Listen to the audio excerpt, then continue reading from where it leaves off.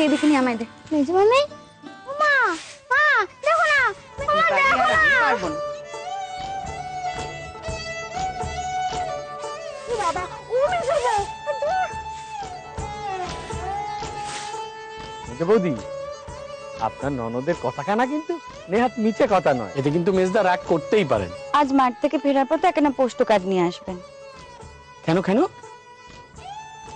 কলকাতায় পত্তর দেবো, ওনারা যেন আমাকে এসে নিয়ে যান। এখানে সবাই ভারী পরপর। সর্বনাশ, সে তো উল্টো বিপদ। না, এবার সামলাও। ওনার সাথে কথাই পারে এমন তো কাউকে দেখলাম না। আরে কটা দিন স্কুলে না গেলে কি হয়েছে? শোন, এখন আমাদের স্কুল টিস্কুল কিছু নেই, ঠিক আছে? মা গো, এই যে ভূতের মুখে রাম নাম, তুমি নাই দিচ্ছ ছেলে পেলেগুলোকে? দিচ্ছি তো বৌদি। আরে বাবা, মনটা বাড়িতে রেখে স্কুলে গেলে কিছু লাভ হবে? হ্যাঁ, তার থেকে এখন শুধু ছুটি। যা খেলাধুলা করতে যা। যা ঠাকমা আপনি হুট করে এসে উঠল, তার কদিন থাকবে? কবে যাবে শুনি? বিপদে পড়ে এসেছে, বিপদ কেটে গেলেই চলে যাবে। বিপদ কেটে গেলেই চলে যাবে? ধরো যদি বিপদ আর কোনোদিন নাই কাটে, ওদিকে কলকাতায় তার ছেলেদের যদি ভালো মন্দ কিছু একটা অঘটন ঘটে যায়, সেটা কালকে আমাদের ঘাড়ি পড়ে থাকবে নাকি? না, মুক্তোর ছেলেদের হাতে মুখাগ্নি বাধা, এ আমি খুব ভালো করে জানি। এত কিছুই যখন জানো, ওরা কবে এখান থেকে বিদেয় হবে সেটা জানো না কেন শুনি? অমন করে বললে চলে গিন্নি, শিষ্যদের জন্যই তো আমার এত কিছু। ওরাই তো আমার লক্ষ্মী। লক্ষ্মী? উপর পড়া হয়ে চলে এলো। সকালবেলা উঠে ছোট শালির এতকাল পরের মুখটা দেখে জন্ম সার্থক করব, কিন্তু গিন্নি এ তো শুধু ঘুমটা।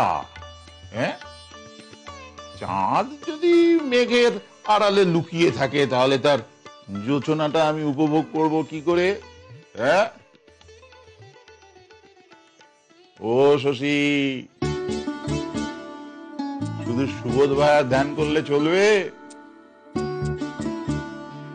এই চাতক পাখিটার দিকেও একটু তাকাও।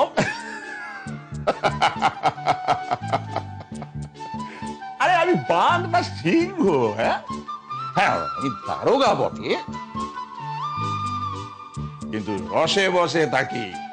কি গিন্নি, বলে দাও তো? হ্যাঁ, ও শরৎদি, আমি যাই, আমার অনেক কাজ আছে। আমার শালিকে দিয়ে কাজ করাচ্ছ? এ কিন্তু তোমার ভারী অন্যায়। কিন্তু ও কে ওকে দিয়ে কাজ করাচ্ছে? এই তুই বস তো, বস তো। ওরে জামাইবাবুর সাথে দুটো কথা বল, বস না। ও দিদি, টেপিটা মনে হয় যেন ডাকলো আমাকে। আমি যাই গো, আমি যাই। আরে ও শশী, আমাকে ফেলে চলে গেলে? ইংরেজদের সঙ্গে লড়াই সে তো অনেক সহজ, কিন্তু নিজের সংসারের ভেতরের লড়াই, সেখানে তো চোখে দেখা যায় না, মনেও ঠাউর হয় না কে প্রতিপক্ষ। কিন্তু লড়াইটা চলতে থাকে।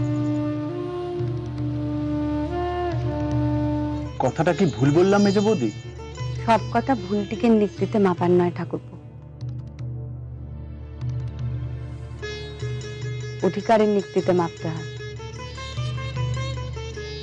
মাফ করবেন যদি সে অধিকারের সীমা আমি পেরিয়ে থাকি। তো তবে মেজো বৌদি, আমাদের দেশের বেশিরভাগ মেয়ের কথাই বলতে পারি, তাদের প্রতিপক্ষটা এমন যে চিনে উঠে লড়াইটাই শুরু হয় না, আর যদিও বা চিনতে পারে, চিনতে চিনতেই বাকি জীবনটা বুঝি গলে বেরিয়ে যায়, পড়ে থাকে না কিছু।